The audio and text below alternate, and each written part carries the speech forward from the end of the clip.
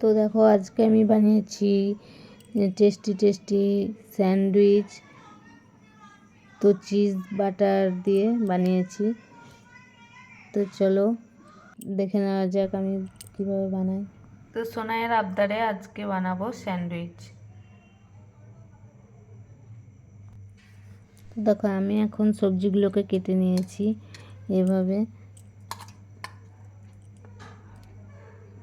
তো এখন সবজিগুলো দিয়ে দিচ্ছি তোমার ব্রেডের উপরে। তো তারপরে আমি এখানে ধনেপাতা কুচিয়ে নিয়েছি, ধনেপাতাটাও দিয়ে দিলাম।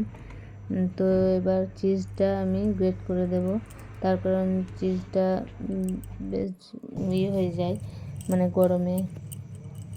দেখো এখন আমি গ্রেট করে দিচ্ছি।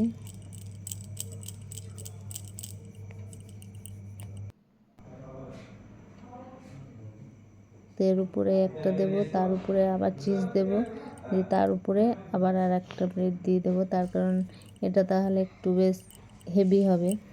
আর একটা দুটো দিয়েও করা যায়, এটা আমি 3টে দিয়ে করেছি আমার সুবিধে মতো। তো তোমরা চাইলে অন্যভাবেও করতে পারো স্যান্ডউইচটা, আমি এভাবে করেছি।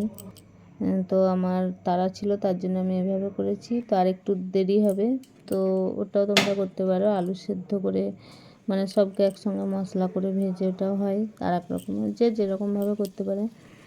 তো এটা আমি আমার সুবিধার জন্য এভাবে করেছি। তো ঢাকা দিয়ে আমি এখন সেদ্ধ করে নিয়েছি, তার কারণ গাজর ক্যাপসিকাম সবই কাঁচাই ছিল তার জন্য।